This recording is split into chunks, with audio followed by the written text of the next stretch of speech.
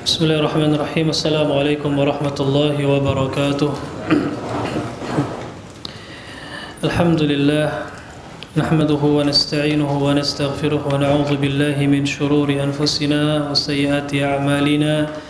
Man yahdihillahu fala mudilla lahu wa man yudlil fala hadiya lahu.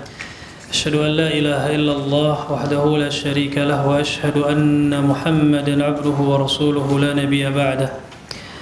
أما بعد فإن أصدق الحديث كتاب الله وخير الهدي هدي محمد صلى الله عليه وسلم وشر الأمور محدثاتها وكل محدثة بدعة وكل بدعة ضلالة وكل ضلالة في النار.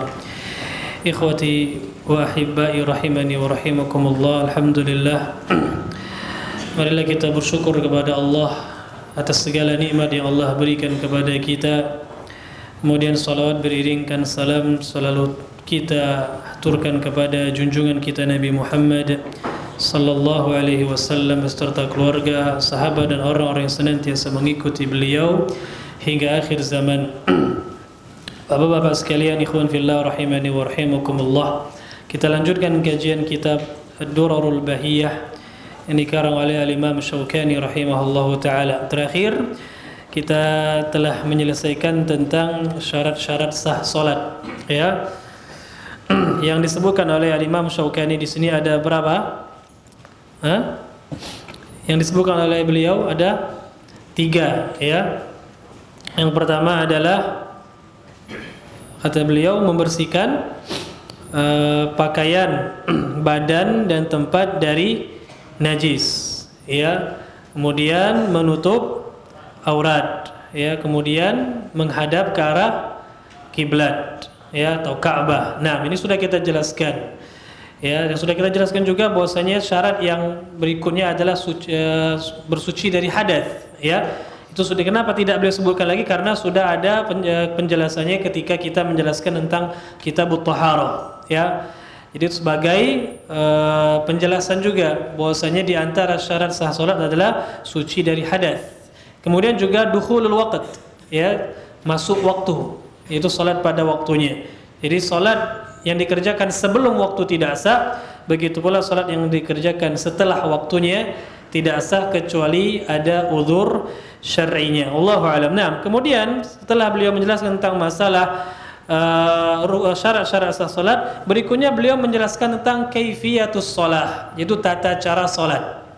Maksud tata cara salat di sini adalah tentang apa saja, ya, yang diwajibkan dan apa saja yang disunnahkan di dalam salat. Sebagaimana kita ketahui bersama, dalam salat itu ada rukun-rukun, ada wajib-wajib dan ada sunnah-sunnahnya. Nah, ini yang akan beliau jelaskan pada bab kali ini, ya, tentang kaifiyatu as-shalah. Ya, bukan berarti kaifiyah salat adalah tentang sifat salatnya, karena beliau tidak menjelaskan hal itu. Ini kitab fikih, ya. Kalau kita mau tahu tentang tata cara sifat salat Nabi, maka baca kitabnya Sifat Salat Nabi karangan Syekh Al-Albani rahimahullah, ya, atau karangan Syekh Jibrin, ya, atau karangan ulama yang lainnya.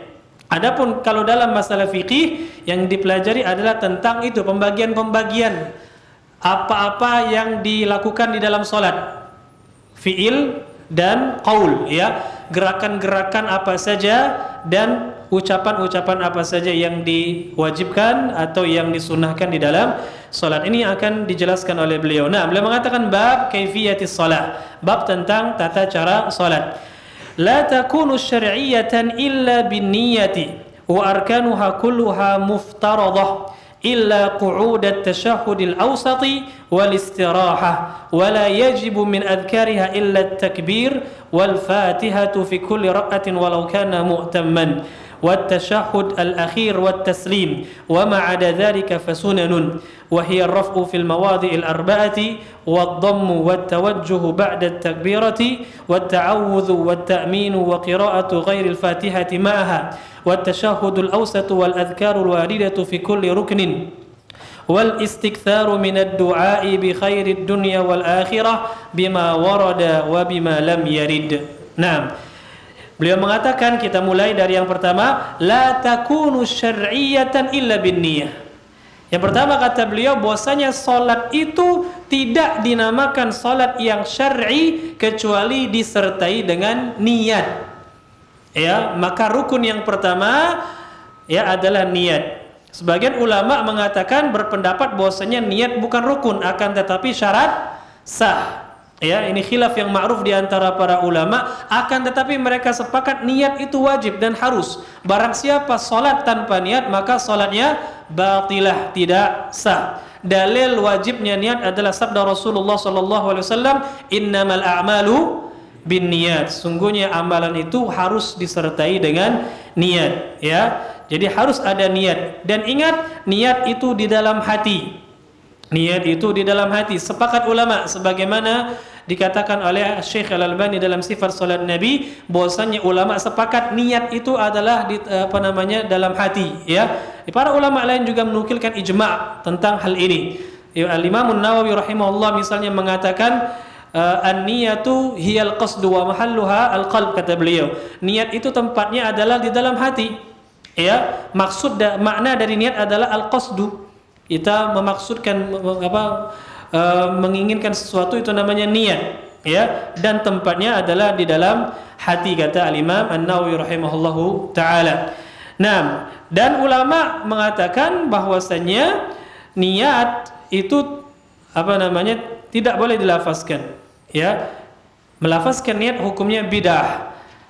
Kata Syekh Al-Albani, sepakat ulama bahwasanya melafazkan niat itu bid'ah. Cuma ulama khilaf bid'ahnya hasanah atau sayyi'ah. Nah ini, ya, karena ada sebagian ulama yang berpendapat bahwasanya bid'ah itu ada dua, bid'ah hasanah dan bid'ah sayyi'ah. Dan ini pendapat yang ma'ruf dari ulama-ulama Syafi'iyah, ya, karena mereka memahami perkataan Al-Imam Syafi'i tentang niat, bahwasanya tentang bid'ah, bahwasanya bid'ah itu ada yang madhmumah, ada yang mamduhah, ada yang tercela dan ada yang terpuji. Nah, mereka dari sini mereka mengatakan bahwasanya bid'ah itu ada yang hasanah, ada yang sayyi'ah. Tapi pendapat yang kuat jelas bahwasanya bid'ah itu tidak ada yang hasanah, seluruh bid'ah adalah sayyi'ah dan dhalalah, sebagaimana sabda Rasul sallallahu alaihi wasallam, kullu bid'atin dhalalah. Ya, begitu pula perkataan para sahabat, di antaranya Ibnu Umar, beliau mengatakan kullu bid'atin dhalalah wa in ra'aha an-nasu hasanah. Setiap bid'ah adalah sesat meskipun, ya, sebagian orang menganggapnya baik. Nah, jadi tidak ada bid'ah hasanah di dalam ad-din, dalam agama Islam ini. Wallahu a'lam bis-shawab. Nah, jadi niat itu di dalam hati. Apa yang kita niatkan ketika kita akan sholat? Ulama mengatakan niat itu harus tercakup beberapa hal. Di antaranya adalah ta'yin, ya, kita menentukan sholat apa yang kita kerjakan sekarang. Jadi ketika kita sholat zuhur, wajib zuhur itu nggak boleh kita katakan saya niat sholat. Tidak cukup. Jangan sampai di dalam hati, bukan dikatakan, ya. Maksudnya tersirat dalam hati cuma apa? Saya niat sholat saja. Tidak. Tapi harus tersirat di dalam hati kita niat sholat apa? Wajib atau sunnah? Wajibnya wajib apa? Ya, karena sholat wajib ada 5, zuhur, asar, maghrib, isya atau subuh. Nah, ini harus ditakyin, ditentukan sholatnya. Ya, ini kata para ulama diharuskan, ya, diharuskan. Dan harus ada jazm di situ, kepastian, nggak boleh ragu-ragu ketika berniat. Jadi harus ada jazm dan harus ada takyin, penjelasan sholat apa yang dikerjakan sekarang. Adapun penentuan-penentuan yang lain maka insya Allah tidak wajib. Wallahu alam. Jadi intinya ketika kita sholat harus ada dalam hati kita itu sholat apa, ya. Apakah harus juga tersirat dalam hati kita jumlah rakaat sholatnya? Sebagian ulama mengatakan iya, sebagian lain mengatakan tidak, ya, karena sholat itu sudah ma'ruf. Kalau kita niat sholat asar, ya jelas 4 rakaat. Ya, maka tidak perlu tersirat di dalam hati. Tapi kalau mau niatkan juga tidak masalah, ya, tidak masalah. Tapi sekali lagi itu tempatnya dalam hati, bukan dilafazkan. Nah, jadi ini yang pertama kata beliau, tidaklah sholat itu sah secara syar'i kecuali dengan niat. Kemudian beliau mengatakan wa arkanuha kulluha muftaradah, dan gerakan-gerakan sholat itu seluruhnya wajib. Maksudnya gerakan-gerakan yang merupakan rukun. Ya, gerakan-gerakan sholat yang merupakan rukun jelas itu wajib, ya. Gerakan sholat yang merupakan rukun yang pertama adalah al-qiyam. Apa al-qiyam? Berdiri, ya. Yang kedua adalah ruku. Yang ketiga i'tidal, bangkit dari ruku, ya. Yang keempat sujud. Yang kelima duduk di antara dua sujud, ya. Ya, kemudian sujud lagi. Kemudian duduk tasyahud akhir. Ini gerakan-gerakan yang wajib. Ya, saya ulangi kata beliau, wa arkanuha kulluha muftaradah, dan gerakan-gerakan salat yang merupakan rukun itu semuanya wajib, ya. Berdiri, ruku, kemudian bangkit dari ruku, kemudian sujud, duduk di antara dua sujud, kemudian sujud lagi, kemudian duduk tasyahud akhir, ya, duduk tasyahud akhir. Ini semuanya wajib, ya. Dan dalil tentang wajibnya hal ini, rukunnya, ya, semua perbuatan ini adalah hadis yang dikenal dengan hadis al-musi salatahu, ya, hadis sahabat yang tidak baik, tidak benar dalam salatnya. Hadis yang ma'ruf, ya, dari Abu Hurairah radhiyallahu taala anha. Hadis ini diriwayatkan oleh al-Imam al-Bukhari dan al-Imam Muslim, yaitu tatkala seorang sahabat masuk ke dalam masjid kemudian dia salat, ya. Dan dijelaskan dalam beberapa riwayat, sahabat ini salatnya tidak tumakninah, cepat, ya, salatnya sangat cepat. Setelah salat dia salam kepada Rasulullah sallallahu alaihi wasallam. Rasulullah jawab salamnya, kemudian kata Rasulullah, irji fasalli fa innaka lam tusalli. Coba ulangi lagi salatmu tadi karena engkau belum salat. Ya, padahal orang tadi sudah salat. Kata ulama maksudnya engkau belum salat dengan salat yang syar'i, salat yang sah. Karena salat engkau tadi tidak sah. Gambarnya saja salat, bentuknya saja salat, tapi hakikatnya bukan salat. Kenapa? Karena ada rukunnya yang tidak terlaksana. Karena ada rukunnya yang tidak terlaksana, yaitu tumakninah, ya. Nah, kemudian sampai 3 kali sahabat ini salah. Akhirnya dia mengatakan, ya Rasulullah, ma uhsinu ghaira hadza 'allimni. Ya Rasulullah, aku tidak bisa lebih dari ini, ya, tolong ajarkan kepadaku gimana tata cara salat. Maka diajarkan oleh Rasulullah sallallahu alaihi wasallam, ya, idza qumta ila sholati fakabbir thumma rka' hatta tatma'inna raki'an thumma irfa' hatta tatma'inna qa'iman, ya, thumma masjud, sampai selesai, sampai akhir hadis. Kata Rasulullah, apabila engkau salat maka engkau berdiri, ya, kemudian bertakbirlah, kata Rasulullah. Setelah itu rukulah, ya, sampai benar-benar tumakninah ketika rukuk, kemudian bangkitlah sampai tumakninah ketika i'tidal, kemudian sujud, kemudian, ya, sampai i'tidal, tumakninah ketika sujud, lalu duduk di antara dua sujud sampai tumakninah juga, sampai selesai dikatakan oleh Rasul sallallahu alaihi wasallam dalam hadis tersebut. Nah, para ulama sepakat apa-apa yang terkandung dalam hadis ini maka dia rukun. Dan sudah kita jelaskan setiap perbuatan yang dijelaskan dalam hadis ini rukun. Tadi sudah kita katakan apa saja perbuatan atau gerakan tersebut, ya. Nah, itu untuk kita ketahui bersama. Jadi perbuatan atau gerakan-gerakan tadi, ada berapa gerakan tadi? 7 atau 6, ya. Berdiri, kemudian ruku, i'tidal, sujud, duduk di antara dua sujud, sujud lagi, ya, atau sujudnya diulang atau enggak terserah, yang penting sujud itu 2 kali, ya. Kemudian duduk ketika tasyahud akhir. Ada 7 gerakan. Ini semuanya rukun. Ya, mudah. Jadi kalau ditanya berapa rukun salat, ya pertama ini. Ya, 7 hal ini merupakan rukun salat. Semua gerakannya adalah rukun salat, ya. Kemudian beliau mengatakan illa qu'udat tasyahudil awsati wal istirahah. Kecuali duduk ketika tasyahud awal, maka ini bukan rukun. Duduk ketika tasyahud awal itu bukan rukun, ya. Itu ulama berbeda pendapat apa hukumnya. Sebagian mengatakan wajib, sebagian mengatakan sunnah, ya. Sebagian mengatakan wajib, sebagian mengatakan sunnah. Pendapat yang lebih rajih bahwasanya duduk, ya, ketika tasyahud awal adalah wajib, dan ini mazhab Hanabilah, ulama-ulama mazhab Hambali. Adapun ulama mazhab Syafi'i mengatakan ini sunnah, ya, sunnah hayat. Nah, wallahu alam. Jadi wajib, ya, duduk tasyahud awal itu bukan rukun. Apa beda rukun dengan wajib? Kalau rukun, ya, itu ditinggalkan dengan sengaja bisa menjadikan sholat tidak sah kalau tidak dikerjakan rukunnya. Itu rukun, ya, tidak dimaafkan meskipun lupa. Tapi kalau wajib, Kalau dia lupa maka dimaafkan. Kita lupa duduk tasyahud awal. Ya langsung ketika di rakaat kedua langsung berdiri ke rakaat ketiga. Gimana? Kalau sudah sempurna berdirinya, balik lagi atau tidak? Tidak, lanjutkan salatnya. Ya, kalau lupa sekali lagi. Lalu gimana kita ganti dengan sujud sahwi? Ya, 2 kali sujud sahwi nanti di akhir salat. Wallahu a'lam bissawab. Nah, jadi pendapat yang rajih bahwasanya duduk tasyahud awal itu wajib. Makanya beliau katakan bukan rukun, ya. Wal istirahah, dan duduk istirahat. Duduk istirahat adalah duduk yang disunnahkan ketika kita bangkit dari rakaat ganjil. Dari ruku sujud, ya. Sujud di rakaat yang ganjil. Misalnya di rakaat pertama kita sujud, mau bangkit ke rakaat kedua, itu sunnah kita untuk duduk sebentar. Ya, jangan langsung dari sujud langsung berdiri. Disunnahkan kita duduk dulu baru bangkit, ya. Tapi ini sunnah bukan wajib.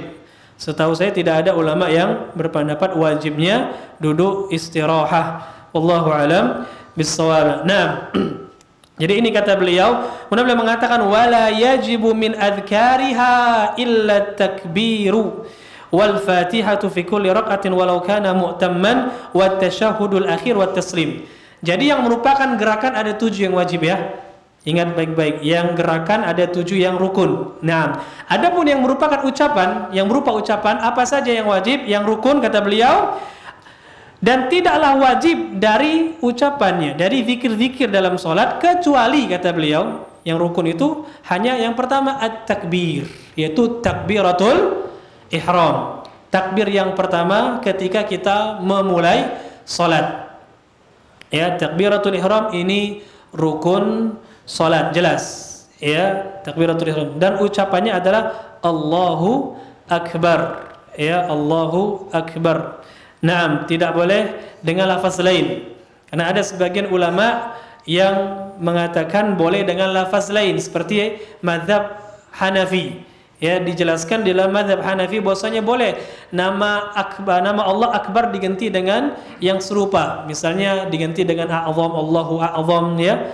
Allahul Azim misalnya, maknanya sama. Sebagian ulama membolehkan, tapi pendapat yang rajih tidak boleh. Ya, harus Allahu Akbar, dan kata-kata akbarnya juga tidak boleh pakai alif lam. Allahul Akbar tidak boleh. Ya, karena ada sebagian ulama yang membolehkan, tapi pendapat yang lebih rajih tidak boleh. Harus Allahu Akbar. Naam, Allahu a'lam.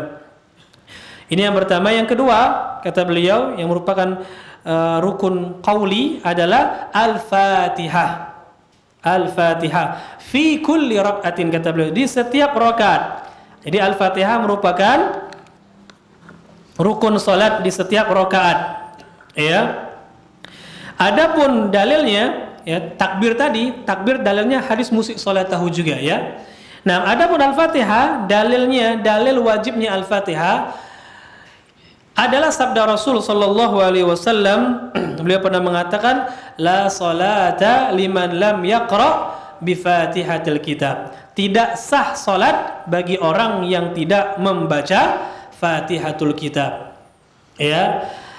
Cuma memang Al-Fatihah ini enggak disebutkan dalam hadis musik salatahu tadi. Hadis sahabat yang salatnya kurang benar tadi. Ya.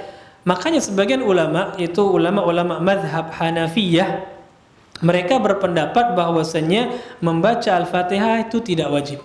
Yang wajib adalah membaca Al-Quran. Ya, surat apa saja yang ada dalam hadis musik salatahu bukan lafaz Al-Fatihah, tapi apa lafaznya? Iqra ma tayassara ma'aka minal Quran. Kata Rasulullah, bacalah, ya, Al-Quran yang mudah bagimu. Itu yang engkau hafal. Nah, kata ulama-ulama Hanafiyah, berarti cukup membaca Al-Quran yang kita hafal, nggak harus Al-Fatihah. Ulama-ulama Hanafiyah berdalil dengan keumuman hadis ini, ya, atau hadis ini mutlak sifatnya. Maka mereka mengatakan berarti boleh. Yang hafal surat An-Nas, baca surat An-Nas, maka salatnya sah. Yang baca yang menghafal surat Al-Ikhlas, baca surat Al-Ikhlas, maka salatnya sah. Ya. Ini pendapat Hanafi. Adapun jumhur ulama, mayoritas ulama berpendapat tidak sah kecuali Al-Fatihah. Mereka berdalil dengan hadis yang tadi kita sebutkan, tidak sah salat seorang yang tidak membaca Al-Fatihah. Nah, bagaimana mengkompromikan hadis ini dengan hadis yang musyi salatahu, sahabat yang enggak benar tadi? Kata mereka di sini ada dua hadis. Yang pertama hadisnya umum atau mutlak. Yang kedua hadisnya khusus atau muqayyad. Maka di dalam kaidah usul fikih, Bapak-bapak sekalian, ikhwani fiddin, rahimani wa rahimakumullah, dalam kaidah fikih, kalau ada dua hadis yang seakan-akan bertolak belakang, satunya umum, ya, satunya khusus, ya. Contohnya dalam permasalahan kita ini, pahami baik-baik, ya. Yang umum yang mana? Hadis yang mana? Yang Iqra ma tayassara ma'aka minal Qur'an, musik salatahu tadi. Kata Rasulullah, bacalah Quran yang mudah bagimu, umum kan? Maksudnya ayat apa saja, surat apa saja. Ada yang khusus, apa itu? Al-Fatihah. Satunya umum, terserah mau baca surat apa saja. Satunya khusus, yaitu surat Al-Fatihah, enggak boleh surat lain. Ketika ada dua dalil yang seakan bertentangan, maka kata para ulama, didahulukan dalil yang khusus. Kenapa? Karena kalau kita mengamalkan yang khusus, berarti secara tidak langsung kita juga mengamalkan yang umum. Benar enggak? Kita mengamalkan baca Al-Fatihah, berarti kita juga termasuk mengamalkan hadis yang membaca ayat yang mudah untuk kita, betul? Tapi beda kalau kita mengamalkan yang umum, maka yang khusus enggak masuk. Makanya para ulama mengatakan dahulukan yang khusus. Dan ini banyak contoh-contoh yang lainnya. Ada dalil yang umum dan ada dalil yang khusus. Maka kita dahulukan dalil yang khusus, bukan dalil yang umum. Ya, banyak permasalahan-permasalahan fikih dalam hal ini. Wallahu alam bis-shawab. Naam. Jadi pendapat yang lebih rajih dalam hal ini insyaallah pendapat jumhur ulama, bahwasanya yang wajib dibaca adalah Al-Fatihah. Orang yang enggak baca Al-Fatihah, maka salatnya tidak sah. Kecuali orang yang baru masuk Islam, belum bisa atau belum hafal surat Al-Fatihah, maka silakan dia membaca tasbih, ya, tahmid dan takbir, ya. Kemudian kalau dia tidak hafal surat-surat yang lain, ya silakan dia baca yang tadi, tasbih, tahmid dan takbir. Subhanallah, alhamdulillah, Allahu Akbar, karena itu mudah, ya kan? Nah, setelah itu wajib bagi dia untuk belajar membaca Al-Quran dan menghafal surat Al-Fatihah. Nah, kemudian beliau mengatakan fi kulli rakaat, di setiap rakaat, betul. Jadi wajibnya membaca Al-Fatihah itu di setiap rakaat salat, bukan di rakaat pertama saja, ya. Karena ini adalah perintah Rasul sallallahu alaihi wasallam. Dalam hadis musyi salatahu, Rasulullah mengatakan, "Tsumma fa'al dzalika fi salatika kulliha." Kemudian lakukanlah hal-hal tadi, ya, mulai dari ruku, sujud, membaca Al-Fatihah dan seterusnya, itu di setiap rakaat salatmu, kata Rasul sallallahu alaihi wasallam. Jadi harus di setiap rakaat. Nah, kemudian beliau mengatakan, "Walau kana mu'tamman." Meskipun, ya, orang itu seorang makmum, meskipun dia seorang makmum, kata beliau, maka tetap membaca surat Al-Fatihah. Ini pendapat Al-Imam Asy-Syaukani dan ini pendapat Al-Imam Syafi'i dalam mazhab yang jadid, dalam qaul jadid Imam Syafi'i. Ya, adapun mayoritas ulama itu pendapat Imam Malik, kemudian Al-Imam Ahmad bin Hanbal, ya. Kalau Imam Abu Hanifah jelas enggak wajib Al-Fatihah, ya. Imam Malik dan Imam Ahmad bin Hanbal, dan ini adalah qaulul qadim bagi Imam Syafi'i. Intinya jumhur ulama berpendapat bahwasanya Al-Fatihah itu harus dibaca ketika Al-Fatihah harus dibaca ketika orang itu jadi imam, atau dia salat sendirian, atau ketika dia makmum, ya, ketika salat sirriyah. Ya, adapun kalau dia makmum di salat yang sifatnya jahriyah, maka tidak wajib bagi makmum untuk baca. Ya, salat jahriyah misalnya adalah salat subuh, ya, atau 2 rakaat pertama salat maghrib dan isya, itu salat jahriyah. Maka makmum tidak wajib baca Al-Fatihah, dalam artian bukan hanya enggak wajib, tapi tidak disyariatkan. Jadi apa kewajiban makmum? Mendengarkan bacaan imam. Ini pendapat jumhur ulama dan ini yang dirajihkan oleh Syekhul Islam Ibnu Taimiyah rahimahullah, dan beliau bela mati-matian di dalam kitab beliau Majmu' Fatawa. Baca penjelasan beliau sangat kuat disertai dengan hujjah-hujjah yang tidak terbantahkan. Dan ini pendapat yang dipilih oleh Syekh Al-Albani rahimahullah dalam sifat salat Nabi. Ya, karangan beliau rahimahullahu taala, dan insyaallah inilah pendapat yang rajih. Ya, pendapat yang lebih kuat bahwasannya makmum ketika salat jahriyah tidak baca Al-Fatihah tapi dengarkan. Ya, dalilnya apa? Dalilnya hadis riwayat Imam Muslim dalam kitab sahihnya bahwasanya Rasulullah sallallahu alaihi wasallam pernah bersabda, "Innama ju'ilal imamu liyutamma bihi." Sungguhnya imam itu dijadikan untuk diikuti. Wa idza kabbara fakabbiru. Kalau dia bertakbir, takbirlah. Wa idza raka'a farka'u. Kalau dia ruku'lah. Wa idza rafa'a farfa'u. Kalau dia berdiri bangkit-bangkitlah. Ya, kemudian ada lafaz dikatakan oleh Rasulullah, wa idza qara'a fa'ansitu. Kalau imam baca, maka kalian diam. Ya, kalau imam baca maka kalian dengarkan. Ya, ansitu itu maknanya adalah istima' ma'as sukut, ya. Terkiz. Maksudnya adalah kita dengarkan dan fokus mendengarkan, diam. Jangan sibuk baca sendiri. Makanya dalam riwayat lain, riwayat yang sahih, ketika Rasulullah pernah membaca surat ketika salat jahriyah, Rasulullah mendengarkan ada sahabat yang suara-suara. Oh, baca seperti itu ya, baca Al-Qur'an. Setelah saya salat, Rasulullah menegur. Ya, kata beliau, "Mali unaza' fil Qur'an." Kenapa aku ini diganggu ketika baca Quran? Ya, ketika beliau jadi imam baca salat jahriyah, sahabat baca juga, Rasulullah tegur. Ya, jangan ada yang baca ketika imam baca. Ya, maka pendapat yang lebih kuat bahwasanya ketika salat jahriyah makmum diam dan dengarkan. Ya, diam dan dengarkan. Jadi enggak baca, diam dan dengarkan. Ya, diam dan dengarkan, tidak baca Al-Fatihah, apalagi surat-surat pendek yang lainnya. Ya, maka tidak dibaca. Wallahu alam bissawab. Ini pendapat yang lebih rajih insyaallah, karena menggabungkan dalil yang seluruhnya. Itu kita gabungkan, Pak. Ya, dalil yang berpendapat wajib, dalil yang seolah-olah tidak wajib, itu kita gabungkan. Akhirnya inilah kesimpulannya bahwasanya wajibnya baca Al-Fatihah itu untuk imam, untuk munfarid atau makmum ketika salat sirriyah. Adapun makmum ketika salat jahriyah, maka dia mendengarkan bacaan imam. Wallahu a'lam bishawab. Nah, jadi ini yang kedua ya, rukun qauli, ucapan. Kemudian yang ketiga kata beliau, wat tasyahhud al-akhir, dan membaca tasyahud akhir. Kalau tadi duduknya berupa gerakan, sekarang adalah bacaannya. Bacaan tasyahud akhir gimana? Baca tasyahud akhir gimana? Hafal atau tidak ini? Kalau nggak hafal bahaya, nggak sah soalnya. At-tahiyatul mubarakatus shalawatu thayyibatu lillah, atau at-tahiyatu lillah was shalawatu wat thayyibat, ya, atau dengan tasyahud yang lainnya, ya, dengan tahiyat yang lainnya, karena banyak ya lafaz-lafaznya. Cuma yang paling sahih kata para ulama adalah yang tadi kita bacakan, at-tahiyatu lillahi was shalawatu wat thayyibat.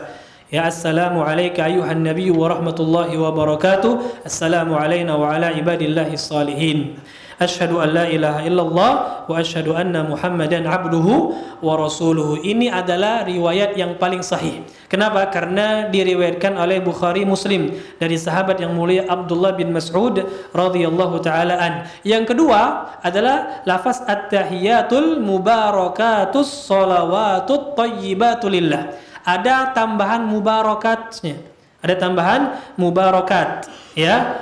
Nah, ini riwayat yang juga sahih diriwayatkan oleh Imam Muslim dari sahabat yang mulia Ibnu Abbas radhiyallahu taala anhuma. Kedua-duanya boleh. Dan ada riwayat lain dari Aisyah, ya. Ada riwayat lain dari sahabat yang lain. Yang ingin tahu silakan baca kitab Sifat Salat Nabi karangan Syekh Al-Albani rahimahullah. Di situ beliau bawakan lafaz-lafaz yang lain. Ya, luar biasa. Tidak ada kitab yang dikarang ya tentang khusus salat, Pak, ya. Kitab khusus salat yang dikarang lebih bagus daripada Sifat Salat Syekh Al-Albani. Ya, kalau nggak percaya silakan antum baca seluruh kitab karangan para ulama yang khusus ya, bukan dalam kitab fikih yang masih tercampur, enggak. Khusus masalah salat, enggak ada yang lebih bagus daripada kita sifat-sifat salatnya Syekh Al-Albani. Kenapa? Karena luar biasa, mutalaah Syekh Al-Albani luas sekali. Riwayat-riwayat itu seluruh dikumpulkan di situ.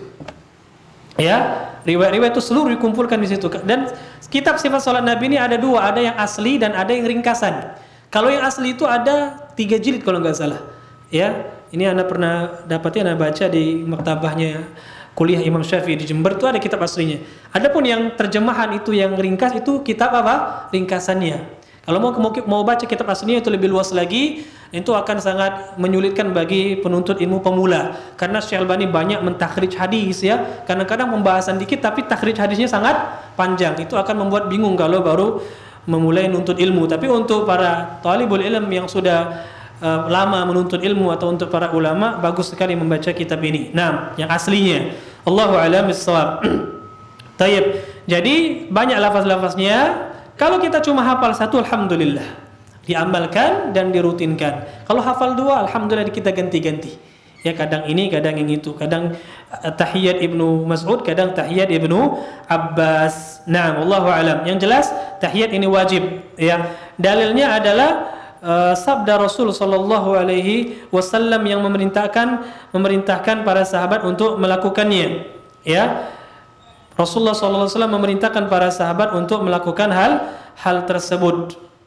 Nah, meskipun memang tahiyat ini tidak ada penjelasannya di dalam hadis musyi salatahu, tapi ada tambahan di dalam hadis-hadis yang lain yang Rasulullah SAW memerintahkan para sahabat untuk membaca tasyahud akhir. Nah, Allahu a'lam. Kemudian yang keempat kata beliau, rukun yang merupakan ucapan adalah wat taslim dan salam.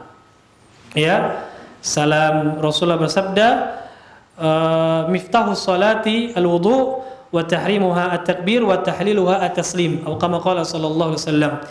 Rasulullah mengatakan bahwasanya miftah, kunci dari salat adalah berwudu, bersuci kita.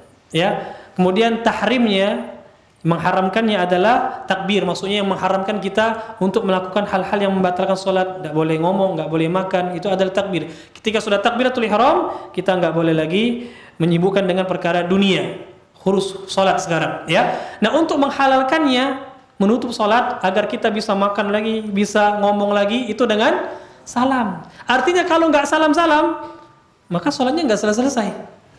Maka dari itu para ulama mengatakan salam itu adalah rukun, dan ini pendapat jumhur. Ya, ada khilaf di antara para ulama. Sebagian ulama mazhab Hanafi mengatakan salam itu bukan rukun, ya, bukan rukun seperti itu. Nah, wallahu alam. Tapi pendapat yang lebih sahih jelasnya pendapat jumhur ulama bahwasanya salam itu adalah rukun, karena tadi kita nggak akan bisa keluar dari salat kecuali dengan salam. Kalau sudah salam, assalamualaikum warahmatullah, assalamualaikum warahmatullah, selesai salat kita. Nah, dan salam yang rukun adalah salam yang pertama. Ya, adapun salam yang kedua maka hukumnya sunnah. Berdasarkan perbuatan Rasul sallallahu alaihi wasallam, terkadang Rasulullah itu salamnya hanya satu kali. Ya, tidak terlalu menoleh, tapi sedikit nolehnya dengan mengucapkan assalamualaikum, sedikit saja. Ya, kadang-kadang beliau seperti itu dalam riwayat yang sahih disahihkan oleh Syekh Al-Albani rahimahullahu taala. Wallahu alam. Nah, jadi ini 4. Ya, rukun yang merupakan ucapan ada 4: takbiratul ihram, membaca Al-Fatihah, kemudian tasyahud, membaca tahiyat akhir atau tasyahud akhir, kemudian salam. 4 ditambah gerakan 7 berarti berapa? 11. Ya. Nah, ini yang dijelaskan oleh Al-Imam Asy-Syaukani. Ya, ditambah dengan niat kalau seandainya kita mengatakan niat itu adalah rukun. Ya, wallahu alam bissawab. Dan ditambah lagi tertib, berurutan. Ya, berurutan, harus berurutan. Kalau seandainya memang ya salat itu memang harus berurutan, tidak boleh ganti-ganti urutannya. Jadi takbiratul ihram dulu, baru baca Al-Fatihah, baru ruku. Jangan ketika salat Allahu Akbar langsung sujud, ya, kemudian baru baca Al-Fatihah, baru kemudian ruku. Nah, itu enggak boleh, harus berurutan. Ini ditambah lagi berarti di antara rukun-rukun salat. Wallahu alam. Nah, kita lanjut, beliau mengatakan wa ma ada dzalika fasunanun. Adapun selain itu maka sunnah. Adapun selain itu maka dianggap sunnah. Nah, cuma yang beliau nggak bawakan adalah tumakninah ya. Tumakninah nggak beliau bawakan di sini, ya, nggak beliau sebut ya. Mungkin sudah termasuk di dalam apa perkataan yang wa arkanuha kulluha muftaradhah tadi, dan gerakan-gerakannya tadi merupakan suatu yang wajib. Itu maksudnya mungkin termasuk tumakninah ya. Jadi rukuk beserta tumakninah, i'tidal beserta tumakninah, sujud beserta tumakninah, kemudian duduk di antara dua sujud beserta tumakninah. Tinggal ditambahkan tumakninah saja. Tinggal ditambahkan tumakninahnya. Wa ma ada dzalika fasunan. Adapun yang selainnya maka sunnah. Adapun yang selainnya maka sunnah. Naam. Jadi dihafal ikhwan ya. Jangan lama aja ngaji bertahun-tahun sudah ngaji ya, tapi enggak paham-paham, enggak hafal-hafal rukun salat. Dihafalkan. 7 gerakan tadi ditambah tumakninah. Ya, jadi 7 gerakan ditambah tumakninah dalam setiap gerakannya. Ya, ketika ruku ada tumakninahnya, i'tidal ada tumakninahnya, sujud ada tumakninahnya, duduk di antara dua sujud ada tumakninahnya. Ditambah 4 rukun yang merupakan ucapan. Itu takbiratul ihram, membaca Al-Fatihah, tasyahud akhir dan salam. Mudah, alhamdulillah. Ya, ini rukun-rukun salat. Selebih dari itu maka kata beliau sunnah. Ya, lebih dari itu maka sunnah. Nah, apa saja selebih dari tadi? Nah, beliau jelaskan apa saja yang sunnah-sunnah itu. Baik berupa gerakan atau berupa ucapan. Ya, beliau mulai dari berupa gerakan. Wa hiya raf'u fil mawadhi'il arba'ati. Di antara sunnah-sunnah salat yang merupakan gerakan adalah mengangkat kedua tangan. Adalah mengangkat kedua tangan pada 4 keadaan. Ya, dalam 4 tempat atau 4 keadaan di dalam salat. Yang pertama ketika takbiratul ihram, angkat tangan. Allahu akbar. Ketika takbiratul ihram. Yang kedua ketika ruku, angkat tangan. Yang ketiga ketika i'tidal. Ya. Yang keempat kapan yang keempat? Bangkit dari rakaat kedua menuju ke rakaat ketiga. Selesai tasyahud awal bangkit, Allahu akbar. Ya. Kalau mau sujud angkat tangan atau tidak? Hah? Sebagian ulama mengatakan tidak. Ya. Sebagian yang lain mengatakan sunnah, tapi dikerjakan sekali. Ya, sekali, jangan dirutinkan. Ya, jangan dirutinkan. Allahu a'lam bissawab. Nah, tapi lebih baiknya tidak kita lakukan karena dalilnya hadis yang menjelaskan tentang apa? Ngangkat ketika sujud ya, dan ketika duduk di antara dua sujud itu ada dalil memang. Hadis Malik ibnu Al-Huwairits ini diperselisihkan oleh para ulama. Sebagian ulama mensahihkan, sebagian lain mendhaifkan. Yang jelas kalau 4 hal ini maka ini yang jelas dilakukan ya. Nah, dari keempat waktu ini yang kita ngangkat tangan, satu yang disepakati oleh para ulama itu ketika takbiratul ihram. Ngangkat tangan ketika takbiratul ihram itu sepakat ulama.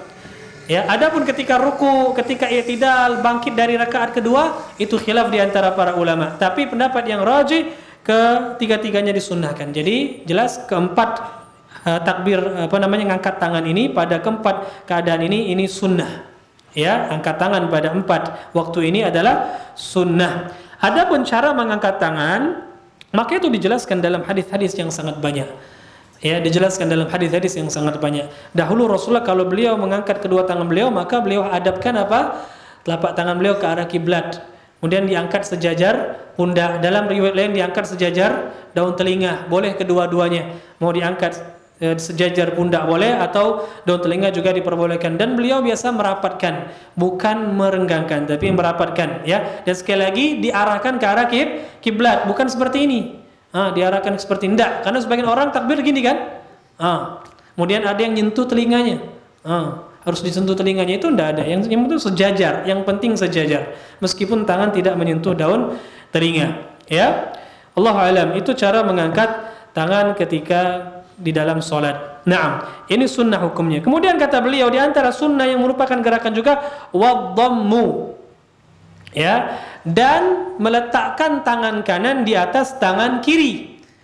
Ya, meletakkan tangan kanan di atas tangan kiri. Nah, seperti ini. Di mana kita letakkan?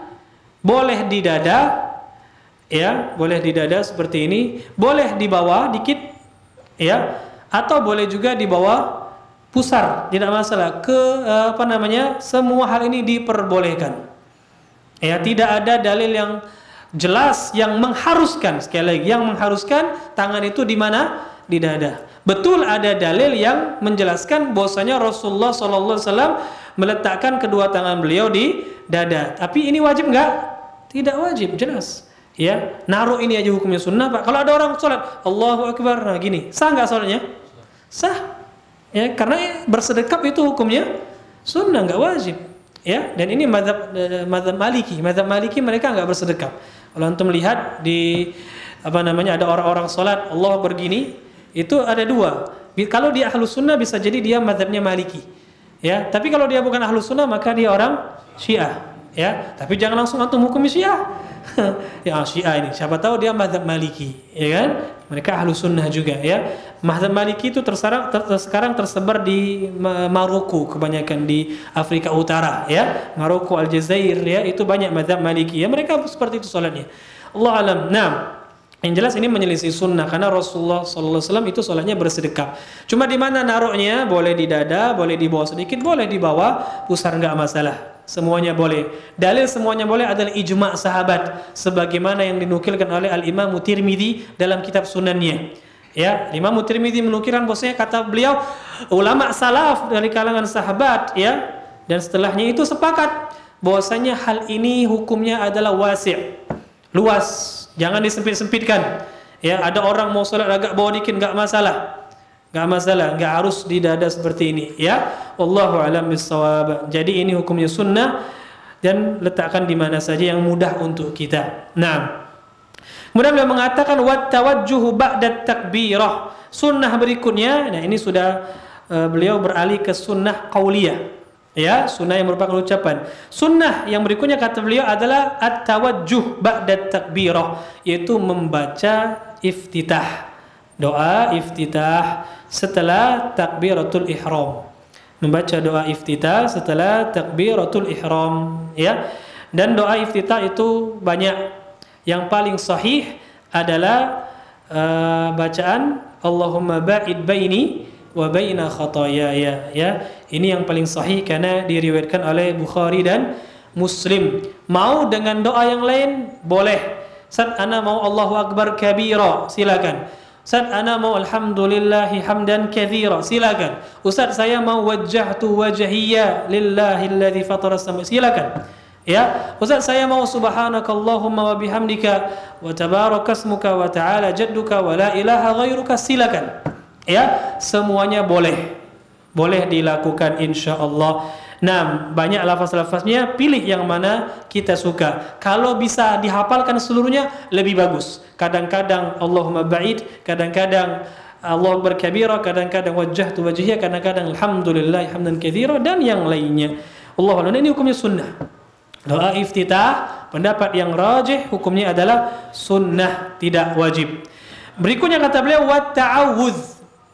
Ya, sunnah berikutnya adalah membaca ta'awudz, yaitu a'udzubillahi minasyaitonir rajim. Ya, sebelum kita membaca Al-Fatihah. Hukumnya sunnah. Sebagian ulama mewajibkan, tapi pendapat yang lebih rajih sunnah. Ya, tidak sampai wajib. Naam. Adapun perintah Allah dalam Al-Qur'an, maka ini dikhususkan dengan perbuatan Rasul. Rasulullah pernah membaca Al-Qur'an tanpa membaca ta'awudz terlebih dahulu.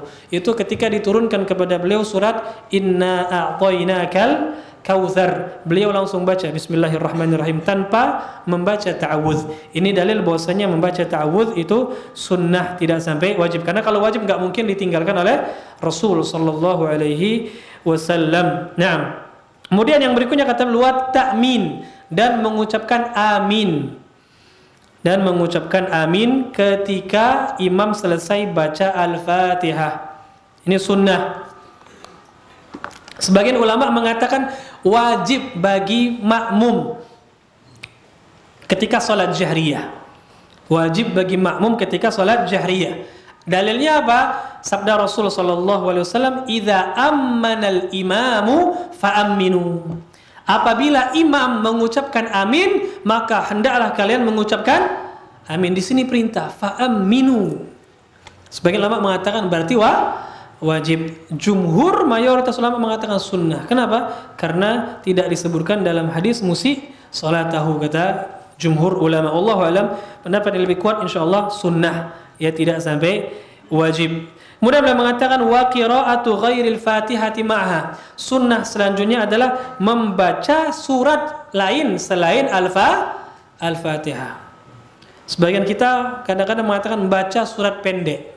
Padahal nggak harus surat pendek. Boleh juga kita mau baca surat panjang, nggak masalah ya. Selesai Al-Fatihah mau baca surat yang agak panjang surat apa misalnya? Surat Ali Imran. Ya nggak masalah. Ya, cuma jangan ketika antum jadi imam.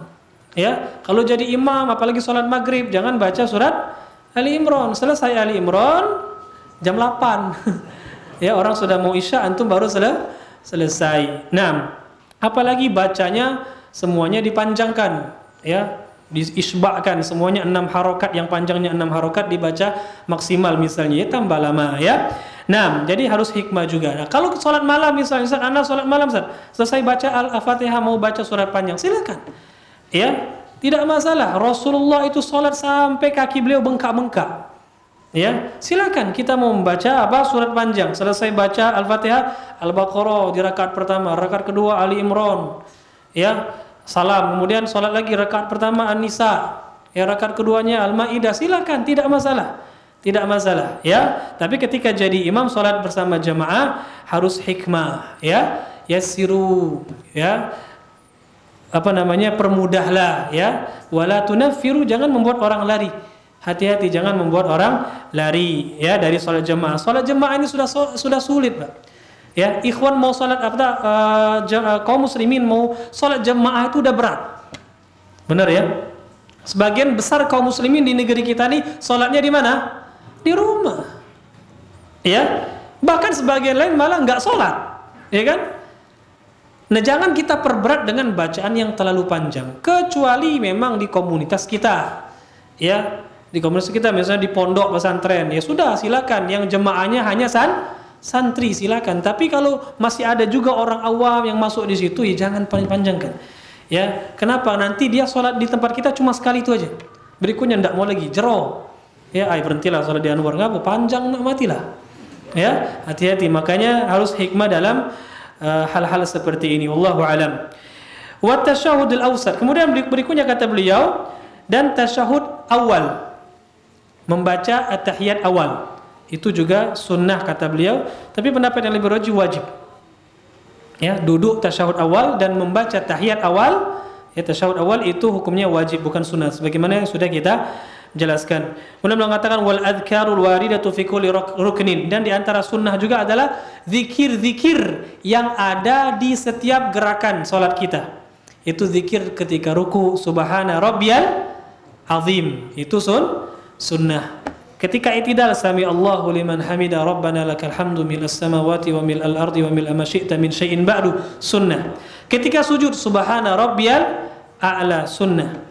Ketika duduk di antara dua sujud, rabbighfirli, ya sunnah, atau Allahumma ghfirli warhamni, dan seterusnya sampai akhir, itu sunnah. Jadi setiap zikir-zikir itu adalah sunnah, ya, tidak wajib. Kemudian mengatakan lagi wal istiktsaru minad du'a bi khairid dunya wal akhirah bima warada wa bima lam yarid, dan memperbanyak doa di dalam salat itu juga sunnah. Memperbanyak doa, ya. Kapan saja kita doa dalam salat, insyaallah kita jelaskan setelah azan. Silakan azan dulu.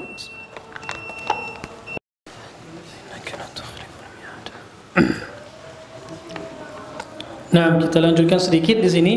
Jadi memperbanyak doa kata beliau. Ini salah satu sunnah dalam salat, ya. Sebenarnya di setiap gerakan salat itu diperbolehkan untuk berdoa, kan, tapi ya yang paling dianjurkan kita berdoa adalah ada dua tempat. Ada dua tempat di dalam salat, ya. Yang pertama ketika sujud. Itu sangat afdal kita untuk berdoa. Aqrabu ma yakunu bainal 'abdi wa rabbih wa huwa sajid. Kata Rasulullah sallallahu alaihi wasallam, keadaan yang seorang hamba sangat dekat dengan Rabb-nya itu ketika dia sujud. Fa'akthiru fihi ad-du'a, maka perbanyaklah berdoa, kata Rasul sallallahu alaihi wasallam, ya. Dan tidak dikhususkan pada sujud terakhir. Ya, ini juga di antara bentuk perbuatan yang enggak ada dalilnya, mengkhususkan doa pada sujud terakhir. Kalau sujud terakhir, ya Allah, lamonian. Ya, pernah lihat orang seperti apa ya? Sujudnya cepat, ketika sujud akhir, ini orang ini meninggal atau gimana? Kok tidak bangkit-bangkit lagi? Ya, lama rupanya.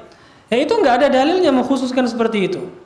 Jadi gimana, Ustaz? Dari awal sampai akhir, sujud yang pertama, yang kedua, terus di rakaat kedua, rakaat ketiga, keempat, sujudnya itu memperbanyak doa. Tidak ada dalil mengkhususkan, itu bisa terjatuh kepada kebid'ahan. Ya. Nah, yang kedua, keadaan yang kita disunnahkan untuk berdoa juga adalah ketika selesai baca tasyahud akhir sebelum salam. Ketika selesai baca tasyahud akhir sebelum salam, itu sangat dianjurkan kita untuk berdoa. Bahkan ada doa-doa khusus yang diajarkan oleh Rasulullah sallallahu alaihi wasallam, seperti doa Allahumma inni zalamtu zulman katsira, atau doa Allahumma hasibni hisaban yasira, atau Allahumma inni a'udzubika min syarri ma 'amiltu min syarri ma lam a'mal, dan juga berlindung dari 4 perkara. Allahumma inni a'udzubika min adzabil qabr wa min adzabi jahannam wa min fitnatil masihid dajjal wa min fitnatil mahya wal mamat. Ya, itu dianjurkan untuk kita lafazkan pada waktu ini, yaitu sebelum salam tadi. Wallahu a'lam bishawab. Jadi memperbanyak doa pada dua keadaan ini, baik dengan doa yang ada anjurannya dari Rasulullah seperti yang kita sebutkan tadi, atau doa-doa lain yang kita inginkan. Ya. Cuma boleh nggak doa dengan bahasa Indonesia? Khilaf di antara para ulama. Sebagian ulama mengatakan tidak boleh. Kalau mau doa harus dengan bahasa Arab, karena sholat itu adalah ibadah khusus. Ya. Kalau mau doa dengan bahasa Indonesia di luar sholat nanti. Ya, sebagian ulama mengatakan boleh. Allahu a'lam, kalau saya pribadi lebih menguatkan tidak boleh, kecuali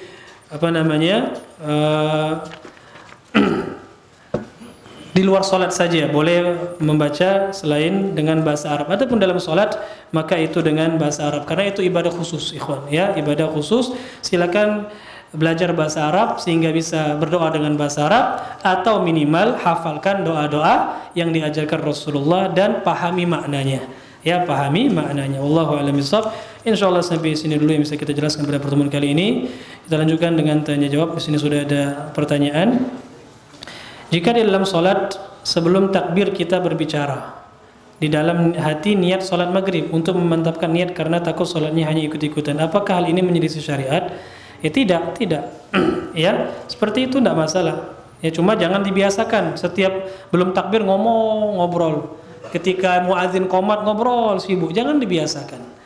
Ya, karena kita akan menghadap Allah Subhanahu wa taala. Ya, jadi tenang ketika sudah iqamah itu, tenang. Ya, ketika imam takbir kita mantapkan niat kita, baru kita bertakbiratul ihram.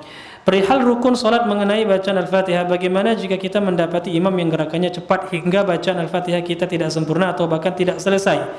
Apakah ini mempengaruhi sah atau tidaknya salat kita?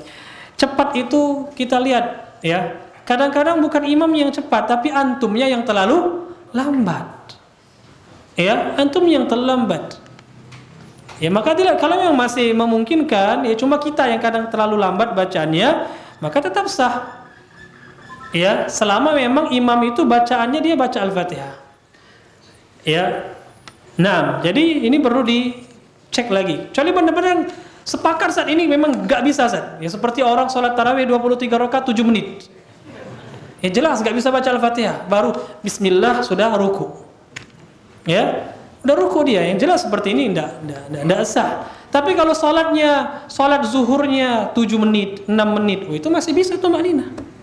Masih selesai bacaan kita. Ya. Kalau 10 menit alhamdulillah bagus lagi. Ya, lebih panjang lebih bagus. Nah, selama tidak memberatkan makmum. Wallahu a'lam bishawab. Nah, bagaimana kalau meninggalkan rukun salat karena lupa dan selesai salat baru ingat? Apa harus diulang atau sujud sahwi? Harus dikerjakan rukunnya. Enggak bisa dengan sujud sahwi. Ya. Misal ya, tapi enggak perlu diulang salatnya sebenarnya. Tinggal lihat lupanya di rukun apa dan di rakaat keberapa. Contoh, Ustaz, saya lupa ruku di rakaat kedua. Rakaat pertama berarti sempurna. Di rakaat kedua selesai baca surat setelah Al-Fatihah, langsung sujud. Lupa ruku sama i'tidal. Gimana Ustaz? Sampai selesai sholat. Nah, rakaat kedua tadi belum i'tidal, belum ruku, belum i'tidal. Gimana? Langsung berdiri, ya, langsung ruku. Anggap itu rakaat kedua. Rakaat ketiga keempatnya dianggap nggak sah. Kenapa? Karena rakaat kedua sudah nggak sah. Berarti ketiga keempatnya itu dibangun di atas yang tidak sah, berarti nggak sah. Berarti antum baru dianggap satu rakaat. Langsung berdiri lagi, Allahu Akbar, ruku di rakaat kedua. Baru i'tidal, baru sujud, langsung lanjutkan lagi sampai selesai 4 rakaat. Paham? Baru terakhir sujud sahwi. Nggak perlu diulang dari awal takbiratul ihram lagi. Ya, itu kalau jedahnya masih sebentar, ya, salam, assalamualaikum, teringat. Tapi kalau sudah jam sholat zuhur 12:30, ya, ketika azan sholat asar baru ingat, nah itu harus diulang, terlalu lama jedahnya, ya, itu harus diulang kata para ulama. Wallahu a'lam bishawab. Ustaz minta tips agar bisa tidur di awal malam karena pekerjaan. Anak sekarang terbiasa tidur di tengah malam. Baca Quran. Kalau baca Quran ngantuk biasanya. Nah, tidak tahu anak tips soal tidur cepat itu, wallahu alam, ya. Nah, ya memang bagusnya itu tidur di awal malam, nanti di akhir malam bangun lagi, itu yang afdolnya, ya. Tapi kalau tidur di akhir malam, ya itu bisa dimanfaatkan sebenarnya. Manfaatkannya gimana? Antum sholat malamnya sebelum tidur, ya. Jangan sampai sudah tidur malam kan itu berat ya. Kalau sudah tidur malam kan berat untuk bangun tengah malam lagi, ya. Tidurnya sudah larut malam, itu akan berat. Ya sudah, manfaatkan sholat malam sebelum tidur, boleh, ya.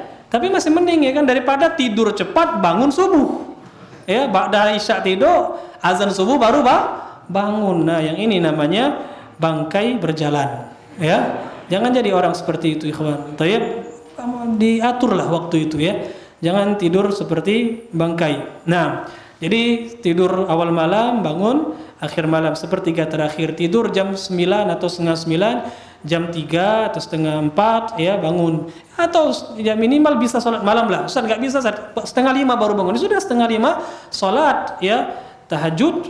Misalnya 2 rakaat, tambah witir 3 rakaat, 5 rakaat. Alhamdulillah, biasakan seperti itu. Ya, jangan sampai ada malam kita yang tidak sholat malam. Minimal witir lah, ya, 1 atau 3 rakaat. Allahu a'lam. Waalaikumsalam warahmatullahi wabarakatuh. Apakah sah wudhu seseorang apabila dalam satu bagian tubuh yang dicuci lebih dari 3 kali? Wudhunya sah, tapi dia telah berbuat hal yang melampaui batas. Ya, dikatakan oleh Rasulullah, faqad zalama wa ta'adda. Ya, orang yang lebih dari itu dia zalim, ya, melampaui batas. Jadi nggak boleh lebih dari 3 kali. Nah, maksimal itu 3 kali saja. Wallahu a'lam. Masih ada pertanyaan? Kak Dedi, silakan. Masalah niat, Ustaz. Kita kan letak niat itu nggak tahu, Ustaz, di mana, di hati kan. Nah, Cuma waktunya kapan saya paling afdal? Apakah di rumah? Apakah kita mau ada takbir? Atau di mana? yang paling afdal adalah bertepatan dengan kita takbiratul ihram. Itu, tapi sangat sulit. Kata ulama itu sangat sulit. Ketika Allahu Akbar itu niat dalam hati. Ya, tapi itu sangat sulit kata ulama. Ya, maka para ulama mengatakan berarti sesaat sebelum takbiratul ihram. Sesaat sebelum takbiratul ihram itu waktunya. Jadi ketika qomat misalnya, ya, nah kita sudah mantapkan niat kita itu. Ketika imam takbir Allahu Akbar, kita tadi sudah niat, tinggal langsung Allahu Akbar. Ya, Ustaz gimana kalau niat dari rumah, boleh atau tidak? Sampai masjid langsung takbir, enggak menetapkan niat lagi. Sebagian ulama mengatakan sah. Kenapa? Karena antum keluar dari rumah ke masjid itu ya memang niatnya salat. Tapi sebagian ulama lain mengatakan enggak sah. Kenapa? Karena jedah yang terlalu lama. Ya. Wallahu alam, ya. Untuk kehati-hatian jangan dicukupkan dengan niat yang di rumah, Pak. Untuk kehati-hatian, ya. Ya meskipun ya Anda pun enggak berani mengatakan salatnya enggak sah, karena ada ulama juga yang berpendapat saya itu mazhab Imam Ahmad, ya.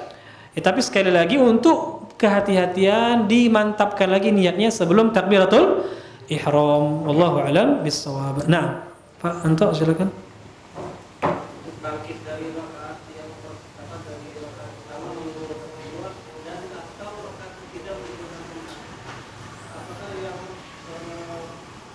tanpa bertumpu dengan kedua tangan itu yang maju atau yang bertumpu yang itu yang mana tidak?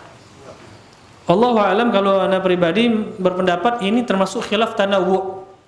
Khilaf yang tanawu', tidak ada rajih dan marju, kedua-duanya boleh diamalkan. Ya, seperti ngangkat tangan segini atau segini. Begitu juga ketika kita bangkit, boleh bertumpu dengan kedua tangan atau kita bertumpu dengan paha kita. Boleh kedua-duanya. Kenapa? Karena dalilnya dua-duanya ada. Kenapa harus dipertentangkan? Ya, kenapa harus dipertentangkan? Hadis yang bertumpu dengan tangan seperti ini di lantai itu hadis Malik ibnul Huwairits, sahih riwayat Bukhari. Hadis yang bertumpu dengan paha itu juga sahih riwayat Ashabus Sunan, hadis Wa'il ibn Hujr. Ya, kita gabungkan, jangan kita roji-rojikan. Karena kata ulama al-jam'u aula minat tarjih, mengumpulkan lebih afdal daripada merojikan, ya. Nah, wallahu alam. Jadi boleh kedua-duanya. Boleh kedua-duanya. Allahu alam. Walaupun ada anggapan setelah Nabi SAW tahun ke atas ini sudah mulai berat badannya. Nah, itu ada sebagian ulama yang memperinci seperti itu. Ya, tapi sekali lagi itu butuh dalil. Itu hanya ijtihad ulama. Ini butuh dalil. Mana dalil yang mengatakan, apakah Rasul pernah mengatakan ketika beliau bertua seperti itu, beliau mengatakan dengan ucapan? Tidak ada. Itu hanya ijtihad para ulama. Ini butuh dalil, kita katakan ini butuh dalil, dan ijtihad hanyalah ijtihad karena bertentangan dengan ijtihad ulama ya yang lain. Maka bukan dalil, ya, kecuali ijma' itu beda lagi. Wallahu a'lam bissawab. Silakan Rami. Ada apa? Makanan dibuang kalau bisa dibuang. Ya, kecuali tidak sengaja tertelan. Ya sudah berusaha tertelan, ya sudah. Ya, tapi kalau masih bisa dikeluarkan maka harus dikeluarkan, ya, jangan sampai ditelan kalau bisa. Tapi kalau memang nggak bisa, tercampur dengan air liur, sangat susah dipisahkan, maka dimaafkan. Tapi kalau makanannya masih besar bisa dikeluarkan seperti itu, ya, maka dikeluarkan. Karena kalau sampai tertelan itu hukumnya makan, dan makan di dalam salat itu bisa membatalkan salat. Nanti akan kita jelaskan pada pertemuan selanjutnya tentang pembatal salat. Nah, silakan Akhirul. Yang tadi boleh kita mengucap baca yang usolli itu tapi dalam hati. Iya, seperti itulah. Ya, seperti itulah dalam hati kita. Ya, usolli fardhu zuhri 4 rakaat lillahi ta'ala, tapi dalam hati, bukan diucapkan. Karena kalau diucapkan akan sangat memberatkan, dan ini tidak ada dalilnya mengucapkan. Dalam hati saja. Tapi kalau nggak diucapkan, ya maksudnya nggak tersirat seperti itu. Yang penting antum tadi niatnya salat wajib apa, cukup seperti itu, ya. Allahu a'lam. Bagaimana mendapati imam yang tidak tumaknina dan bacaannya belum lurus? Gimana bacaan belum lurus? Bengkok-bengkok ya. Imam itu kan bacaannya bengkok-bengkok biasanya. Ya? Kalau lurus, alhamdulillah, ya lurus gitu kan. Ini kan ada nadanya, ya. Nah, apakah harus mengulang salat kembali? Ya kalau benar-benar nggak tumaknina seperti tadi. Salat 23 rakaat 7 menit tadi, ya itu harus diulang, wajib. Bacaan yang tidak lurus, ya, yang nggak benar maksudnya, ada lahannya, itu lihat dulu Pak, ikhwan sekalian. Kalau antum sama seperti dia, nggak usah diulang. Podo wae, ya, podo wae. Ya, nah, sami mawon, ya, sama baik, nggak usah diulang. Kenapa? Antum sama dia sama, ya. Yang sama bacaannya jangan saling ngatoi. Nah, jadi nggak usah diulang kalau bacaannya sama antum. Tapi kalau antum merasa lebih baik dari dia, lihat bacaannya dulu. Kalau bacaan yang tidak lurus tadi memang dalam Al-Fatihah, kalau bukan di Al-Fatihah maka nggak masalah, masih sah salat. Ini Al-Fatihahnya nggak lurus tadi. Ya, lihat apakah bacaan yang salah ini merubah makna atau tidak. Cak mana kita tahu saat belajar bahasa Arab, belajar tajwid, apakah ini merubah arti atau tidak? Kalau tidak merubah arti nggak masalah, cuma kurang panjang pendeknya. Karena ada orang yang berlebihan dalam masalah tajwid. Ya, imam kurang pendek 1 harokat saja, oh udah benar imam ini. Cuma kurang 1 harokat. Ya, ghairil maghdubi alaihim waladdallin. Wah, kurang ini. Waladdallin ini mad lazim. Ya. Mad lazim kalimi musaqqal harusnya 6 harokat. Ini cuma dibaca 2 harokat, dak sah salatnya. Hati-hati ikhwan. Ya. Itu enggak merubah makna. Itu tidak merubah makna, ya. Jadi lihat dulu di sini yang harus dipahami. Kalau memang merubah makna, kita paham itu merubah makna, ya berarti nggak sah salatnya. Contohnya merubah makna adalah kurangnya tasydid. Ya, pada lafaz iyyaka na'budu wa iyyaka nasta'in. Dia baca iyyaka na'budu wa iyyaka nasta'in. Jelas itu merubah bacaan makna dari Al-Fatihah, ya. Tapi sekali lagi belajar dulu untuk kita. Kalau memang kita paham itu merubah bacaan, merubah makna ayat, ya maka nggak boleh itu. Tapi untuk khusus Al-Fatihah, kalau salahnya di bacaan surat lain, maka tetap sah salatnya, ya. Allahu a'lam bishawab. Subhanakallahumma bihamdik, asyhadu an la ilaha illa anta, astaghfiruka wa atubu ilaik. Assalamualaikum warahmatullahi wabarakatuh.